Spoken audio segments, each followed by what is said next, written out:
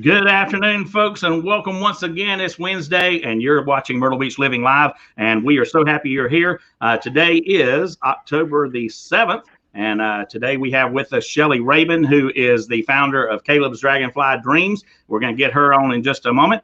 But in the meantime, guys, if you have any questions, feel free to type them in the comments of where you're watching, and we'll get those on air as well. And you can call in at 843-246-7474, and we'll get you on the air again. So here we go in just a moment. Let's get Shellie up. There's Shellie. Hey, Shellie. Hello. Welcome to the show. How you been? I've been great. How about you, Todd? I need the vacation that you just came off of. Guys, she just came back from a 2-week vacation, and you went all the way over to New Mexico and Utah, yeah. all the western states, I guess. Right. And it was amazing, and I didn't want to come home. I understand. And you know, Shellie and I have been friends for a long time, and her husband's a workaholic. We were talking about it last night, and he took 2 weeks off work. That's crazy. Right. Now he doesn't want to ever go back, does he? No, I know. He was like, do I really have to go back to work? And I said, see, that's what happens when you take 2 weeks off.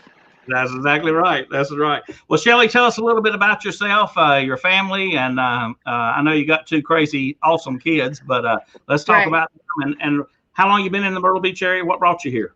Yeah, so my family vacationed in the Myrtle Beach area, just like a lot of transplants, as they call them. I started vacationing down here when I was 14 and 15.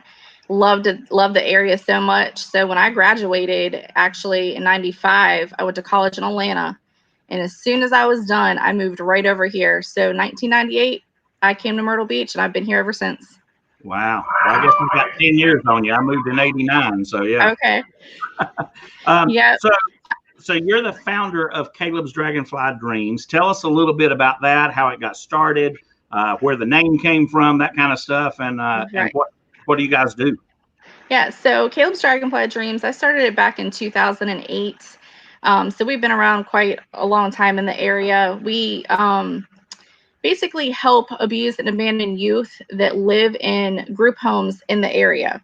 So I know that kind of sounds broad, doing activities with them, things like that, but it's basically a stepping stone to get to know the kids, get to know their personalities. We go in and we do tie-dye shirts with them. We do bracelet making, cookies at Christmas time. We take a huge winter trip up in North Carolina mountains. Basic things that families do that these kids don't have families to do that with. So we kind of bridge that gap because of the group homes with their limited funding are not able to supply those activities for the kids. And just so everybody's aware of this, actually, I'm hearing a little bit of feedback from you. You don't have any headphones, do you? No. Okay. Well, we'll get it there. We'll try to keep it to a minimum. Okay. But, just so everyone's aware, a group home, some people may not know that term, but I guess they used to be referred to years ago as an orphanage, correct? Correct. Yeah, that's not the correct term nowadays. They don't like to say orphanages, but it's essentially the same thing. These kids are in the group home. They are able to be fostered or adopted out. The majority of them are. So a lot of reasons that they don't get to do the things that that you're speaking of is because not only the funding, they probably don't even have the staff to help do that kind of, especially the trips. Correct, exactly. And that's actually where I kind of got started with, was because I went and visited a group home when my son was only a year old, who my oldest son is Caleb, which is what the nonprofit is named after. So when I went to visit them, it was literally, there was 42 kids sitting in one group home and one staff member. And I said, why are these kids sitting in the middle, in the middle of July in this house? And he said, we just don't have the funding or the volunteers to take these kids and do anything with them. So literally they were just kind of stuck in this house. And I was like, oh no, we can't have that. That is crazy. That's really crazy. I see Beverly's on. Hi, Beverly.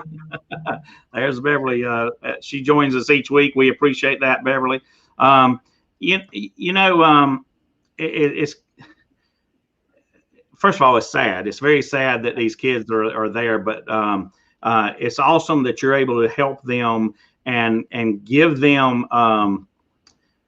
And I may not be saying this the best way, but hopefully you'll understand what I'm saying. But you're giving them connection to the outside world. Absolutely. Right. Absolutely.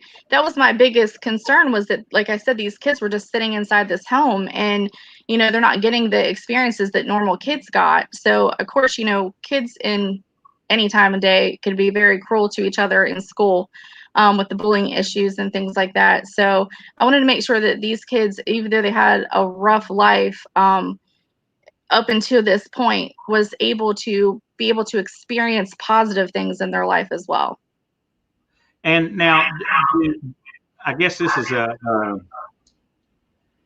can anyone go to one of the group homes and volunteer for the day, or is there a process for that? Like, for example, could I go out there and play baseball with them all day or something like that? I'm just throwing something out there, but Yeah, no, exactly. So basically what I did, and anybody can do this, you can contact one of the group homes, and they're not widely advertised, because a lot of these kids are taken from their parents for reasons, good reasons.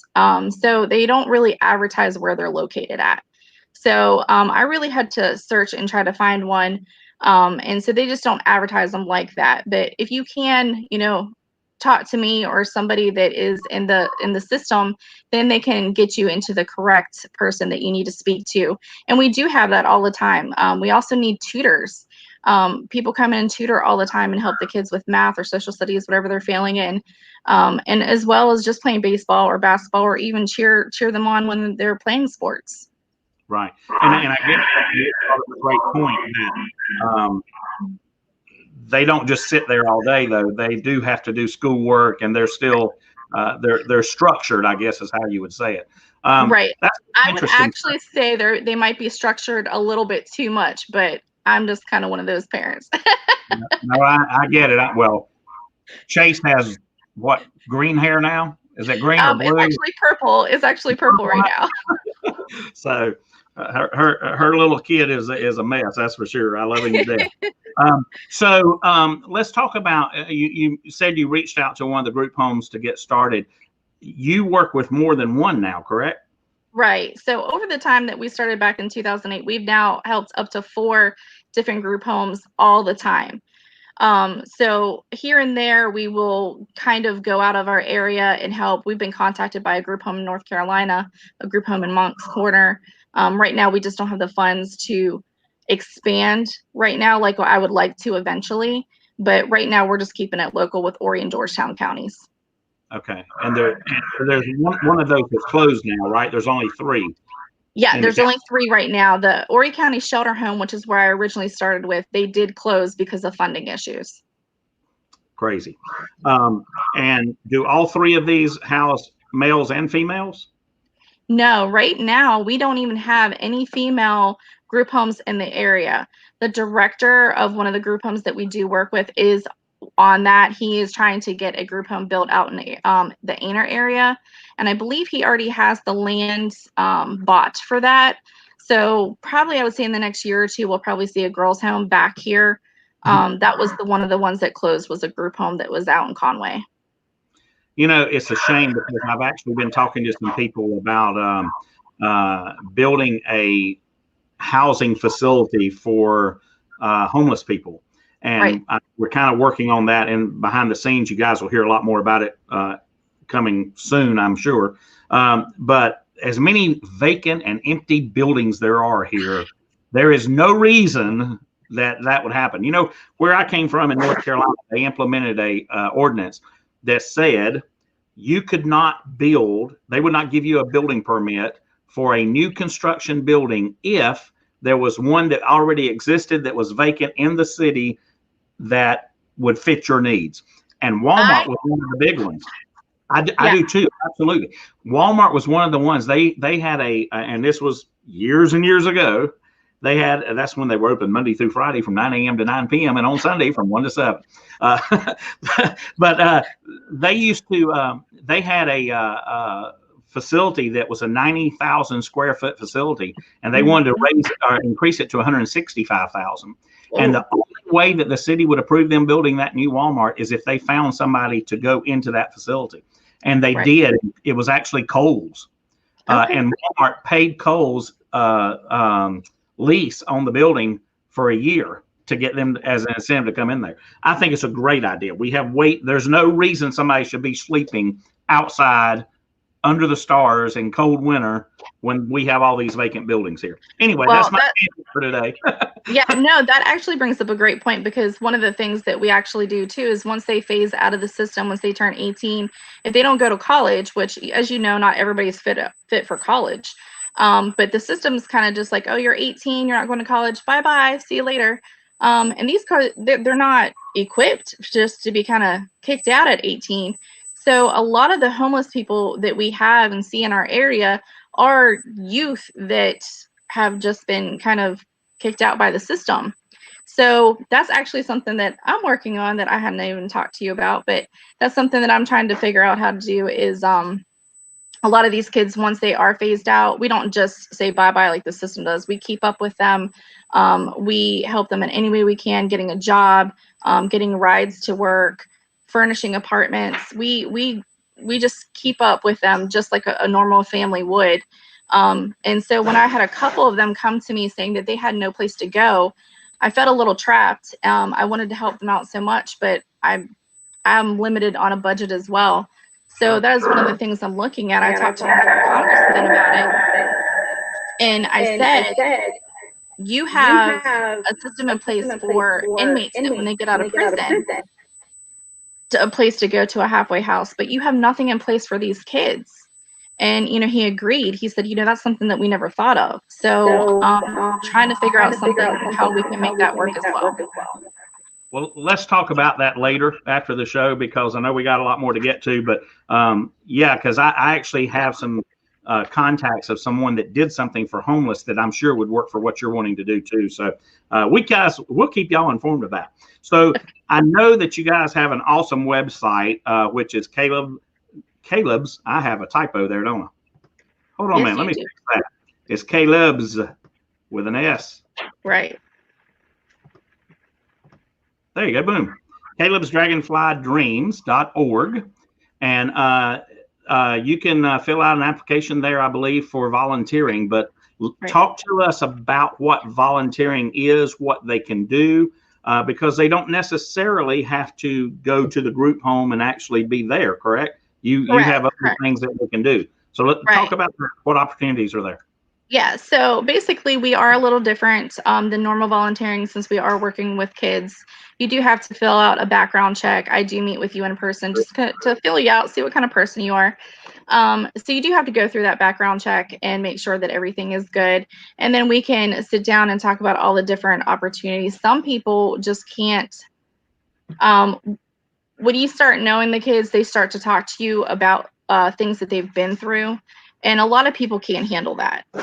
So I explain to people that there are different opportunities. We do fundraisers, we do marketing. There's a lot of different options, even, you know, just paperwork and answering the phone as well. So even though you might not be able to work with the kids, there's still a lot of opportunities to help out.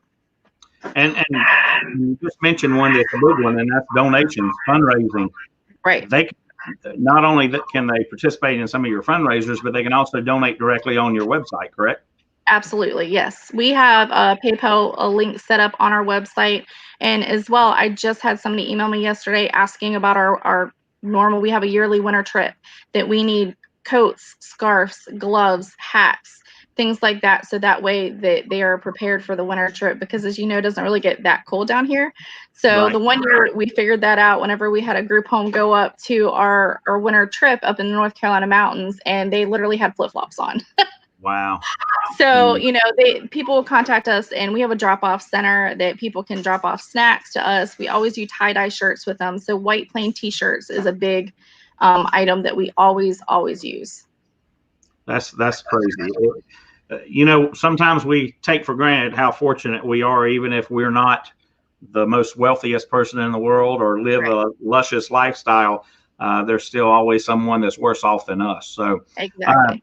Shellie, stay with us. We're going to come back right after a commercial break. If you guys have any questions whatsoever for me or Shellie, just please type them in your comments and we'll get those on air. Or you can call us at the 843-246-7474. And we will be right back after this commercial break. And we're going to talk about one of Shellie's big event she's got coming up in less than a month, right?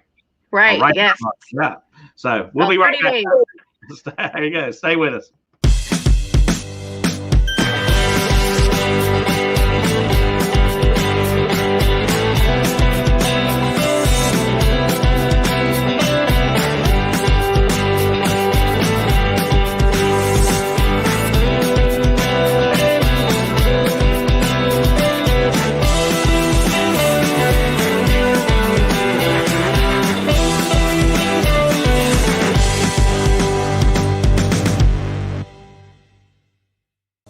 Every client is unique and has different needs. Whether it's a growing family, a first-time buyer, an investor, or someone looking to downsize, I am here to help guide them through the process. My name is Todd Cartner. I am a realtor with Exit Coastal Real Estate Pros. I serve Myrtle Beach and the surrounding area, and there is no place I would rather have my family call home.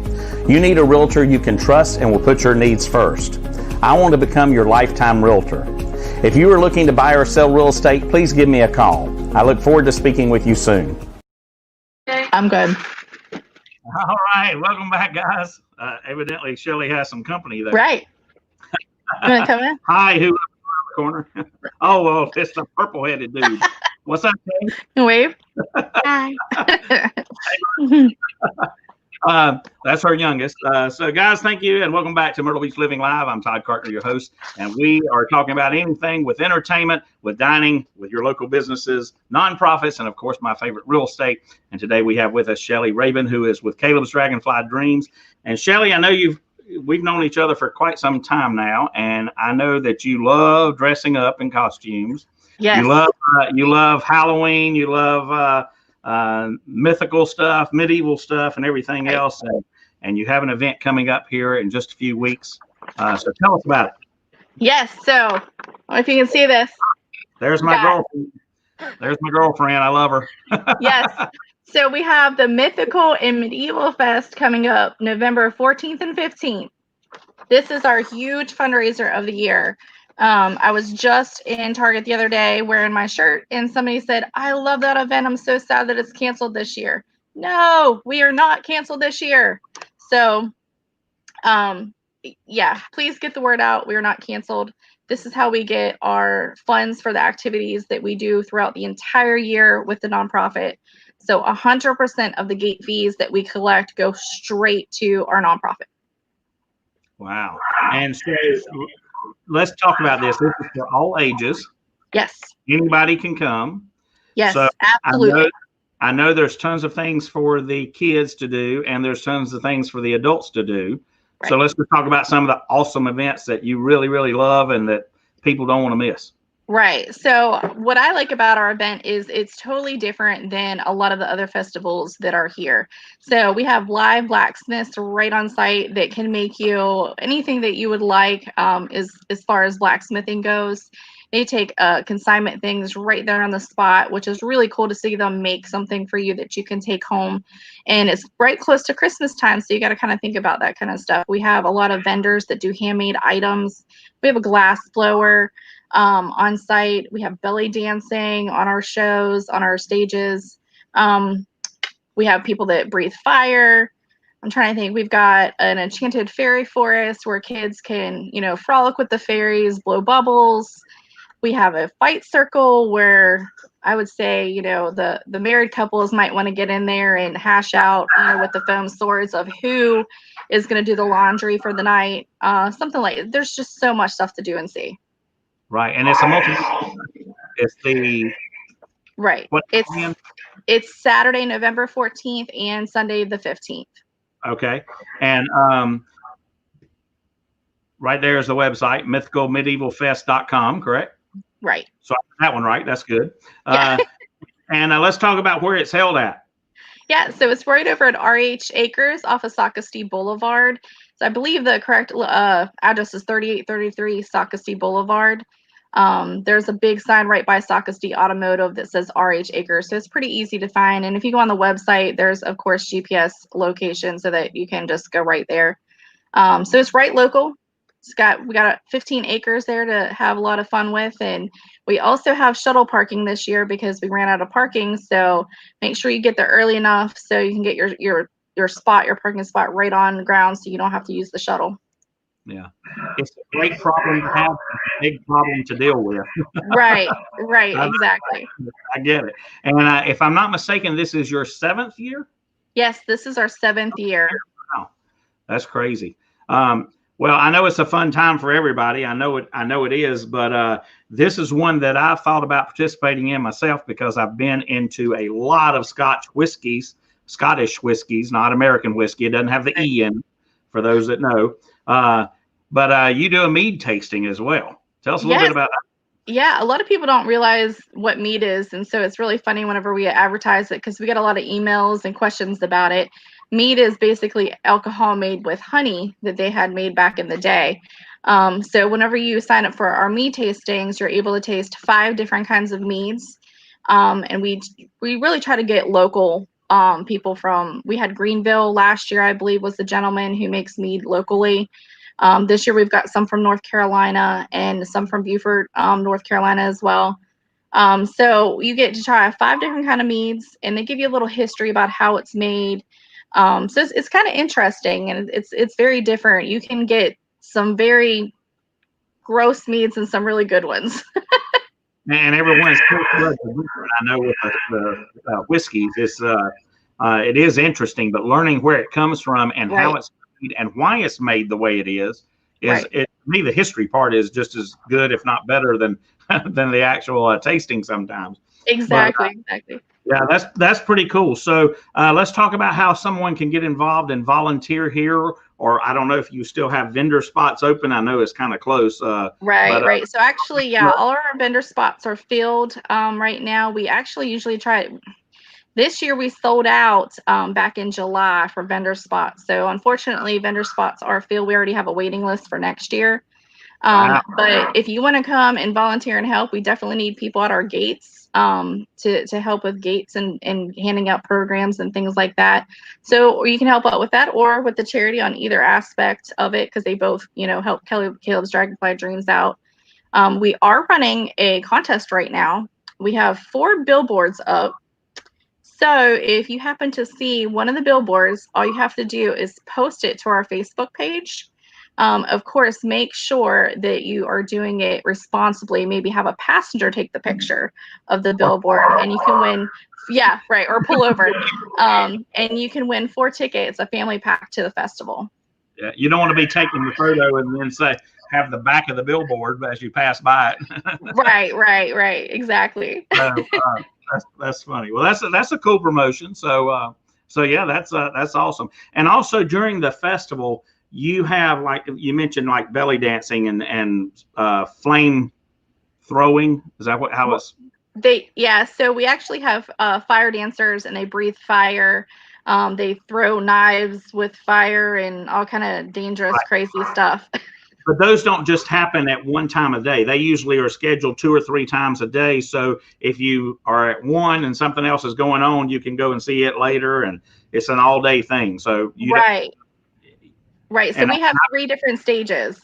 Right. And I've been to this festival a couple times, and guys, it's not something that you're going to go and spend an hour and you're going to be done and go home. It's an all-day event. Plan to stay all day. I guess they can bring their lounge chairs if they want to sit around maybe. And there's tons of food vendors as well. So you can eat lunch there and support them and all kinds of stuff. So Shellie, thank you so much for being on. Guys, if you're listening and you got just an extra little cash in your pocket, or if you see that Christmas is coming up, I know my family does this every year. We help out another family or 2 sometimes. If you can do that, reach out and help Caleb's Dragonfly Dreams and help these kids in the shelters and volunteer. If you everybody has an old coat they don't need, so you can give that for the winter trips. It's all kinds of stuff that's there. I've got the website up again. It's mythicalmedievalfest.com for the festival, and it's calebsdragonflydreams.org is for the Caleb's website. You can get all the information on there and get in touch with Shellie, and she'll be glad to take all of your donations, I know. Yes, of course. All right, guys, thanks so much. And guys, next week, speaking of costumes, and Shellie, I know you're friends with her too, but next week we have my friend Shana Coley, who is with, let me get that off of there so you can see it. There you go. We have Shana Coley, who is with Imaginations Costumes. Halloween is coming right around the corner. So next week, I think, is the 14th. So you have time to get your Halloween costume over at Imaginations. They have all kinds of wonderful stuff there that you can dress up with. They do dancing and outfits and ballet outfits and things.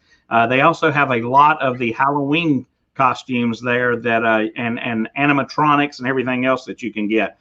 So if you guys are interested there, join us next week.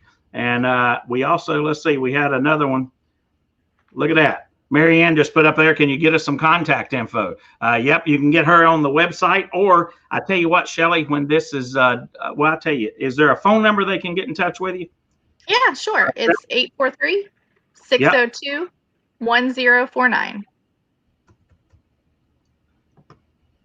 And boom, there it is. How's that? Right.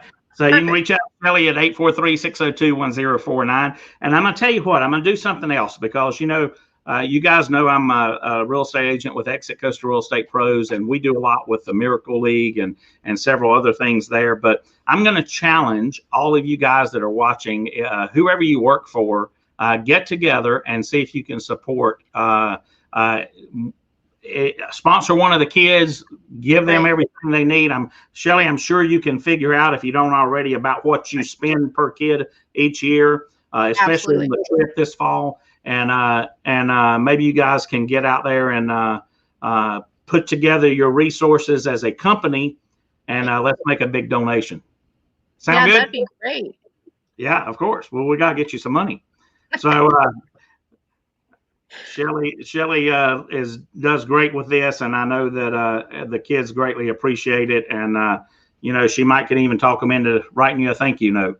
Of course. Yeah, that's something easy. All right, guys. Well, next week, join us here live on your favorite social media channel at 12:30 Eastern Time each Wednesday. And we will see you next time. Take care, guys. Thank you.